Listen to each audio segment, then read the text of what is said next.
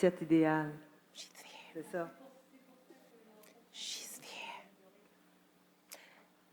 Madame la sénatrice, bonjour. C'est un honneur de vous avoir parmi nous. Donc, nous avons le plaisir d'avoir Madame la sénatrice canadienne Amina Gerba. Merci d'avoir bien voulu et d'être arrivé à aménager votre temps, qu'on vous ait en live. Ça donne beaucoup de valeur ajoutée à notre conférence parce que on a besoin de femmes au parcours exceptionnel comme le vôtre et de femmes engagées, parce qu'on va vous demander de nous soutenir et de travailler avec nous. Merci infiniment. Je vous laisse la parole. Merci beaucoup. Bonjour à tous.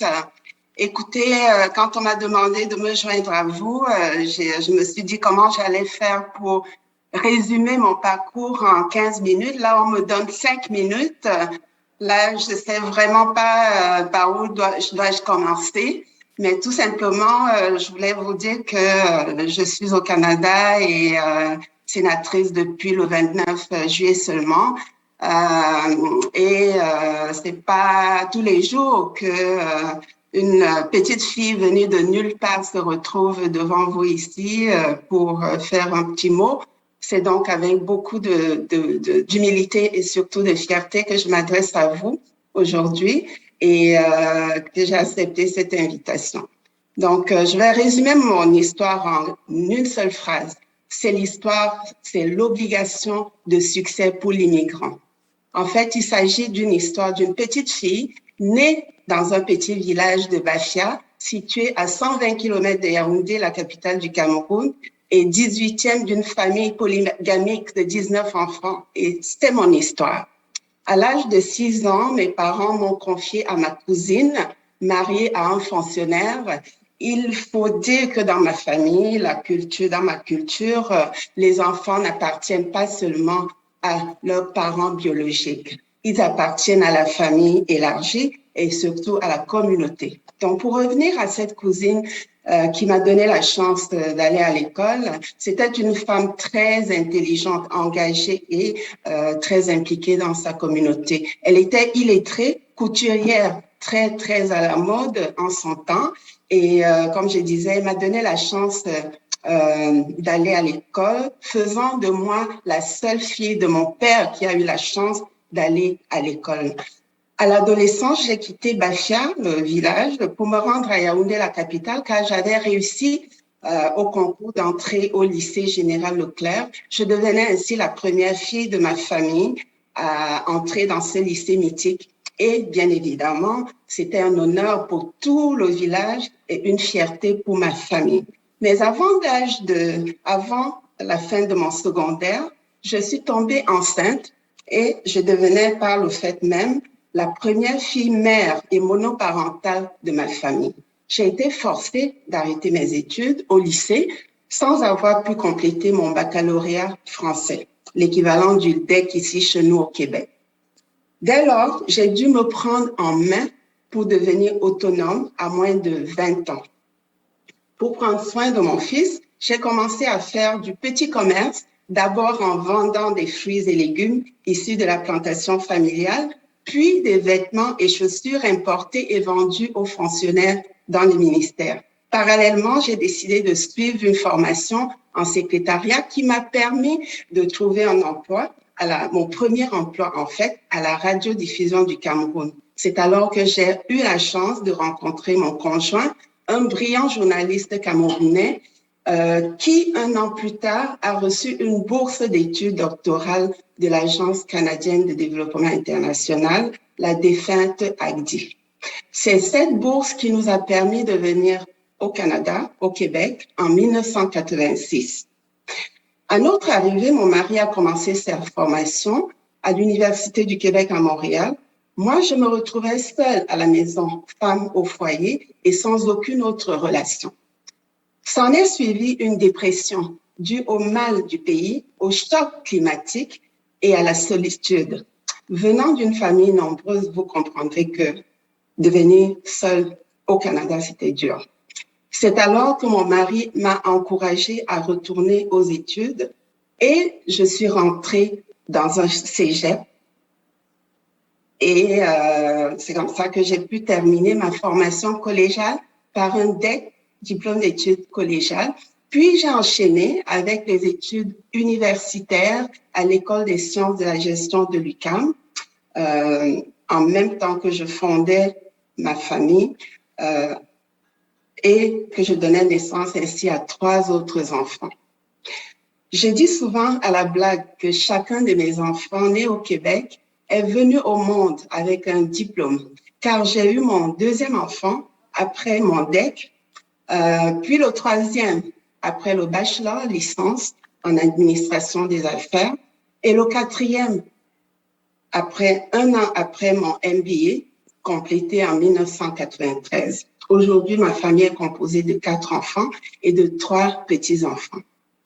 C'est durant les études que j'ai constaté l'ignorance et la méconnaissance de l'Afrique. Souvent, mes camarades me demandaient si nous avions des routes, des maisons en Afrique. C'est ce constat qui m'a incité à faire mon mémoire sur le positionnement du produit touristique Afrique en Amérique du Nord. À la fin de mes études de MBA, j'ai commencé à travailler dans une firme en stratégie dont la mission était d'accompagner les entreprises canadiennes dans le développement de leurs affaires à l'international. J'y étais responsable des projets pour l'Afrique. En approchant les clients potentiels pour leur présenter l'Afrique, j'ai rapidement constaté le manque de connaissances et l'absence des données économiques pour susciter l'intérêt sur les marchés pourtant très porteurs que représentent les pays africains. C'est cette expérience qui m'a aussi donné l'envie de créer ma propre firme conseil, Afrique Expansion Inc., que j'ai fondée en 1995 et en 1998, je me suis associée avec mon mari pour lancer une revue économique internationale, Afrique Expansion Magazine, qui est devenue la référence en matière d'information économique sur l'Afrique en Amérique du Nord et la seule revue canadienne distribuée en Afrique dans une 20aine de pays. La même année, suite à une mission commerciale en Afrique de l'Ouest, durant laquelle j'ai rencontré des femmes productrices de beurre de karité, j'ai cofondé une entreprise spécialisée dans la fabrication des produits de soins corporels et capillaires faits à base de cette matière première considérée comme l'or vert des femmes en Afrique. Il s'agit des gammes de produits Cariderm et Carilis. Donc, en créant Afrique Expansion, mon objectif était vraiment de faire connaître l'Afrique, qui était jusque-là perçue comme un pays. Je voulais montrer surtout qu'il s'agissait d'un continent de 54 pays ayant de multiples opportunités et richesses. Vous aurez compris que mon parcours est celui de la plupart des immigrants. En effet, lorsqu'on quitte son pays pour l'Occident, c'est toujours à la quête d'une vie meilleure. Nous nous accrochons d'abord à ce que nous connaissons le plus et nous travaillons dur pour réussir nous-mêmes, mais aussi pour nos familles restées au pays et qui comptent beaucoup sur nous. En tant qu'immigrants, nous portons aussi le poids de tout un village, famille élargie, comme je vous ai dit tout à l'heure, qui sait que son enfant est en Occident, ce qui est synonyme de réussite. Celui d'un pays d'origine auquel nous restons affectivement et moralement attachés. C'est pour cette raison que pour la plupart des migrants, l'échec n'est pas une option.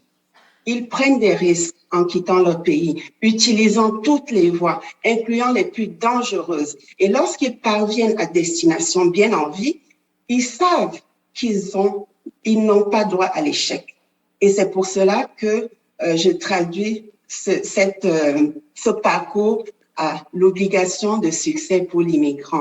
En effet, pour un immigrant, la réussite n'est pas d'abord est d'abord et avant tout, une question d'autonomie financière pour la survie personnelle et familiale, mais aussi une question d'honneur pour sa famille, son village, son pays, et dans mon cas, pour tout un continent. Porter sur son dos ce poids tout en servant au mieux le pays d'accueil est un défi permanent pour l'immigrant. Pour arriver à relever ce défi, il faut 3 ingrédients que je résume en 3 lettres. La foi, le travail et la persévérance. C'est ma devise et celle qui caractérise tous les immigrants. Donc, j'aimerais m'attarder aussi sur un élément qui joue un rôle crucial dans le succès de l'immigrant, le réseau. Le réseau est le dénominateur commun pour réussir à se tailler une place dans un nouveau pays, un nouvel environnement. Je pourrais vous en parler longuement, mais on n'a pas le temps ici, on pourrait y revenir. Mon véritable succès de réseautage s'est matérialisé avec la création du Forum Afrique Expansion en 2003. C'est ce forum qui est devenu la plus importante plateforme de rencontres d'affaires et de partenariat Canada-Afrique. Il réunit tous les 2 ans à Montréal 500 décideurs africains et canadiens, ainsi que les institutions et investisseurs intéressés par l'Afrique. Humblement, je pense que c'est cette dernière initiative qui me vaut aujourd'hui un siège au Sénat du Canada, où le Premier ministre, le très honorable Justin Trudeau, en me nommant en juillet 2021, s'attend à ce que j'ajoute ma voix au débat et sur les enjeux nationaux et internationaux qui touchent le Canada et les Canadiens. Mais tout ceci n'a pas été facile. Parmi les multiples défis que j'ai eu à relever, je vais juste mentionner quelques barrières systémiques dont certains d'entre vous viennent de parler. Il s'agit de la difficulté d'accès au financement pour une femme, la méconnaissance de l'écosystème auquel s'ajoute le manque de réseau que je mentionne, l'accès au marché public. Voilà en résumé mon humble parcours et vous comprendrez que parti de nulle part, quand on est appelé un jour par un premier ministre d'un pays du G20 qui vous dit « je vous offre un siège au Sénat », ça n'arrive pas tous les jours et je suis très ravie d'être parmi vous et de vous partager cette petite histoire. Alors, si j'ai encore 2 minutes, si vous permettez, je peux vous donner un peu quelques informations sur le rôle des sénateurs, mais c'est à vous de me dire si j'ai encore ces 2 minutes. Honorable sénatrice, allez-y, je vous en prie. Merci. Alors, les sénateurs au Canada, tout d'abord, je dois vous dire que tous les sénateurs canadiens sont indépendants, c'est-à-dire non partisans, et ils représentent chacun un district spécifique. Dans mon cas, c'est le district de Rigaud, dans la province du Québec. Les sénateurs ont la responsabilité d'examiner et de voter des lois qui sont soumises par la Chambre des communes, c'est-à-dire les députés.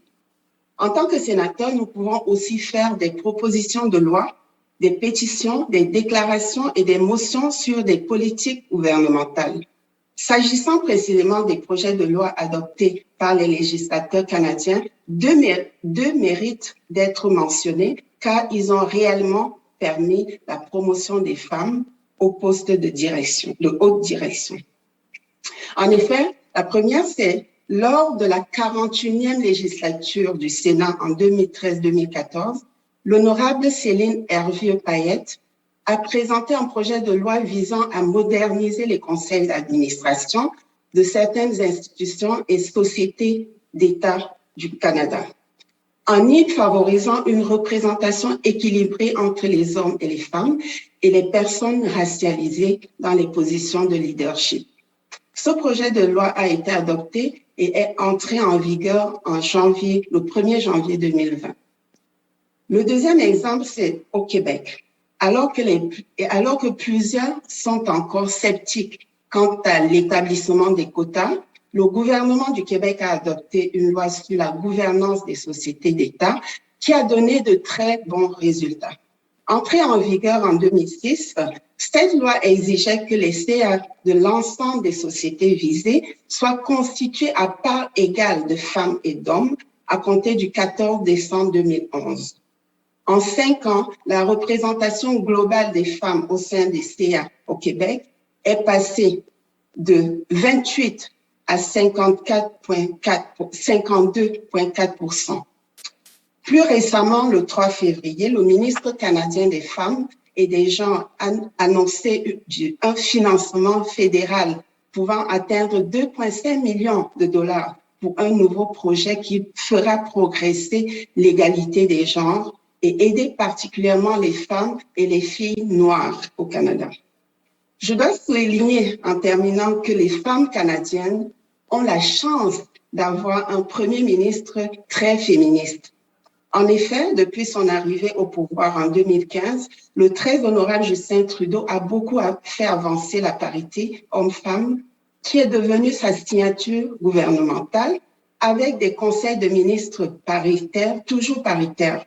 En 2017, il a initié une politique internationale féministe, mettant l'accent sur l'égalité des genres et le renforcement du pouvoir des femmes et des filles.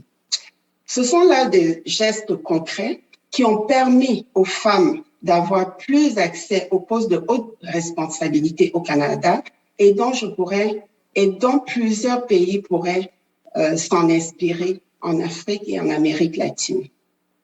Par des lois, les législateurs peuvent faire bouger les choses et changer la donne dans la société. C'est ce rôle qui m'a convaincue d'accepter la nomination comme sénatrice et je compte bien utiliser ce pouvoir pour continuer à défendre et à promouvoir la diversité au Canada. Voilà, mesdames et messieurs, l'histoire de mon parcours et en quelques points sur mon nouveau rôle de sénatrice. Je vous remercie de votre aimable attention et je suis prête à répondre à quelques questions. Merci. Merci infiniment d'avoir détaillé ce beau parcours, honorable sénatrice. Merci encore une fois d'avoir trouvé le temps. Alors oui, c'est vrai, ce n'est pas tous les jours que nous recevons un coup de fil de la part d'un Premier ministre du Canada pour nous demander d'accepter une nomination au Sénat. Mais sachez que cette fois-ci, quand c'est arrivé avec vous, nous sommes heureuses, nous autres Africaines, d'être représentées par une femme telle que vous. Au niveau de Salma maintenant, Strategic Alliances Latin America Meeting Africa, notre programme, nous sommes heureuses que vous puissiez intégrer ce programme parce que nous comptons sur votre valeur ajoutée, sur le travail que vous pourrez faire dans le cadre de notre programme. Et nous sommes très heureux de vous avoir aujourd'hui et espérons de vous avoir parmi nous la prochaine fois. Je cède la parole à votre amie et mon amie, Madame Ruth Vachon. Merci infiniment d'avoir accepté mon invitation, Madame la sénatrice. Sénatrice Amina, merci d'avoir été avec nous. Au Québec, Amina est une femme connue, reconnue, elle fait des grandes choses. C'est vrai que sa conférence est vraiment connue et reconnue. Amina est très humble, ça rejoint un peu ce que Priscilla disait, le premier mot tout tantôt, l'humilité fait vraiment partie de son langage. Elle est extrêmement engagée dans la communauté et on la connaît comme une femme très déterminée qui n'a jamais fait de sa différence un enjeu. Elle a toujours fait partie de la communauté. C'est une femme du terrain, je dirais c'est une femme du terrain québécois avec un cœur africain très grand. Merci Amina d'avoir été avec nous. Merci ma chère. C'est vraiment avec un plaisir et malheureusement, s'il n'y a pas de questions, est-ce que vous me permettez de vous laisser maintenant? Oui, je vous en prie, Madame la sénatrice.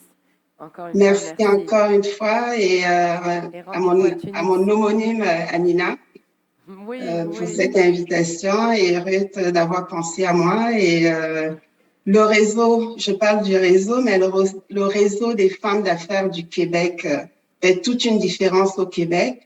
Et l'un de mes cours favoris, c'est quand j'ai eu le cours de réseautage 101. Je pense que si aujourd'hui je suis devenue la super réseauteuse au Québec, au Canada et dans le monde, c'est aussi grâce au réseau des femmes d'affaires du Québec. Merci Ruth pour ton leadership et pour tout ce que tu fais pour les femmes au Québec. Merci infiniment, honorable sénatrice. À la prochaine session de Salma Women Dialogue en Tunisie, mais on restera en contact pour avancer dessus. Merci infiniment. À la prochaine. Merci. Au revoir.